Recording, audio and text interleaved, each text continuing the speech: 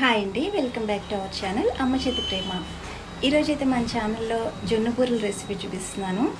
మీరు ఎవరైనా ఈ ఛానల్ మొదటిసారి చూస్తుంటే కనుక ప్లీజ్ సబ్స్క్రైబ్ చేసుకుని సపోర్ట్ చేయండి. ఇంకా ఏమాత్రం లేట్ చేయకుండా వీడియోని స్టార్ట్ చేసేద్దాం, ఓకేనా? Let's start. ఈ జొన్న బూరెల రెసిపీకి అయితే ముందుగా స్టవ్ మీద గిన్నె పెట్టుకుని ఇలా 2 కప్పుల వరకు చిక్కని పాలు వేసుకోవాలి. పాలు మరిగేలోపు ఒక చిన్న గిన్నెలోకి 2 టేబుల్ స్పూన్ల వెనిగర్ వేసుకోండి. అలాగే 2 టేబుల్ స్పూన్ల వరకు వాటర్ కూడా వేసుకోవాలి.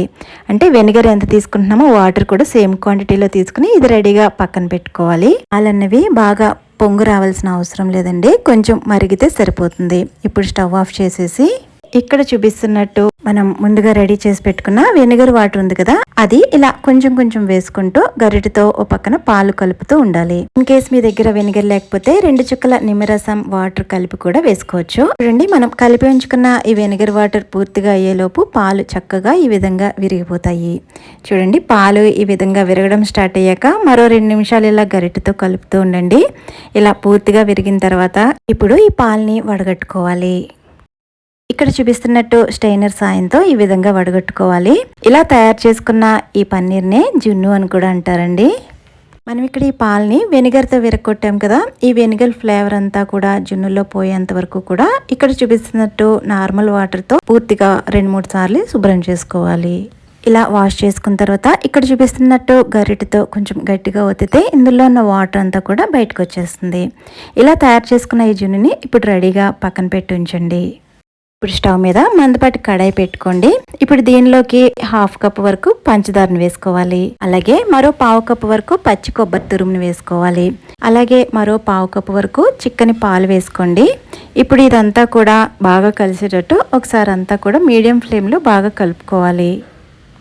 మనం వేసిన ఈ పచ్చి కొబ్బరి పాలల్లో బాగా ఉడికేంత వరకు ఇలా కంటిన్యూస్గా కలుపుతూ ఉండండి. ఫ్లేమ్ని మాత్రం మీడియం ఫ్లేమ్లో పెట్టుకుని ఇలా దగ్గరుండి కలుపుతూ ఉండాలి.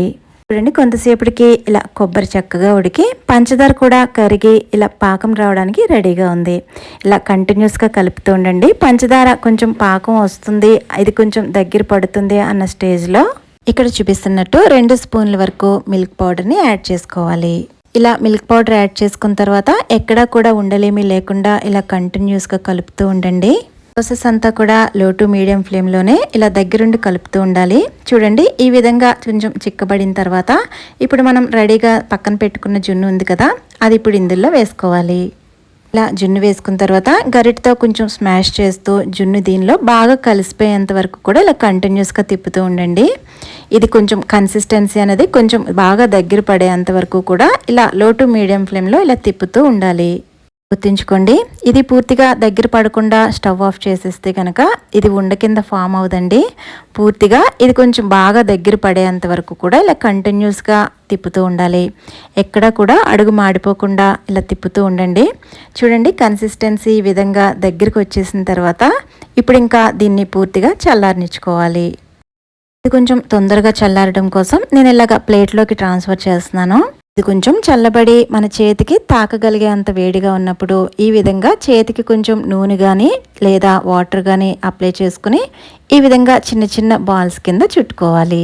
ఇక్కడ బాల్ సైజ్ అనేది మీ ఇష్టం అండి, కాకపోతే ఈ జున్ను బూరెలు అనేవి కొంచెం చిన్న సైజులోనే చేసుకుంటాము. మనం తయారు చేసుకుంటున్న ఈ స్టఫింగ్ అనేది చల్లారే కొద్దీ ఇంకా గట్టిపడుతూ ఉంటుందండి. ఇది పూర్తిగా చల్లారక ముందే ఈ విధంగా బాల్స్ కింద రెడీ చేసేసుకోవాలి. ఇప్పుడు ఒక బౌల్ తీసుకోండి. దీనిలోకి 1 కప్పు వరకు మైదా వేసుకోవాలి. ఇలా మైదా వేసుకున్న తర్వాత ఒక 1/4 కప్పు వరకు రైస్ ఫ్లోర్ వేసుకోవాలి, అదేనండి బియ్యపిండి. ఇప్పుడు 1/2 స్పూన్ వరకు సాల్ట్ వేసుకోండి. 1.5 టేబుల్ స్పూన్ వరకు పంచదార వేసుకోండి. ఈ పంచదార ప్లేస్లో 2 స్పూన్లు బెల్లం కూడా వేసుకోవచ్చు. ఇప్పుడు ఇవన్నీ కూడా బాగా కలిసేటట్టు ఒకసారి బాగా అంతా కలుపుకోండి. ఆ తర్వాత ఇక్కడ చూపిస్తున్నట్టు వాటర్ చూసుకుంటూ వేసుకోవాలి. వాటర్ అంతా కూడా ఒకేసారి ఎక్కువ వేసేయకండి, మనకి చూసుకుంటూ వేసుకోవాలి. దోసల పిండి కన్సిస్టెన్సీ ఏ విధంగా ఉంటుందో మనకు తెలుసు కదా, సేమ్ ఆ కన్సిస్టెన్సీ వచ్చేంత వరకు కూడా ఇలా వాటర్ యాడ్ చేసుకుంటూ కలుపుతూ ఉండాలి. ఎక్కడా కూడా లమ్స్ ఏమి లేకుండా చూడండి, కన్సిస్టెన్సీ అన్నది ఈ విధంగా ఉండాలి. ఇప్పుడు మనం తయారు చేసుకున్న బాల్స్ ఉన్నాయి కదా స్టఫింగ్, అది ఒక్కొక్కటి ఈ విధంగా ఇలా మొత్తం పిండి కోట్ అయ్యేంత వరకు కూడా ఇలా రౌండ్గా తిప్పి పిండి బాగా కోట్ అయిన తర్వాత బాగా మరిగించుకున్న ఆయిల్లో డిప్ చేసుకోవాలి. ఇక్కడ బాగా గుర్తుంచుకోవాల్సిన విషయం ఏంటంటే పైన స్టఫింగ్ లేయర్ అన్నది మైదా పిండితో చేసిన వలన ఇవి ఒకదానికొకటి కంపల్సరీ అంటుకుపోతాయండి.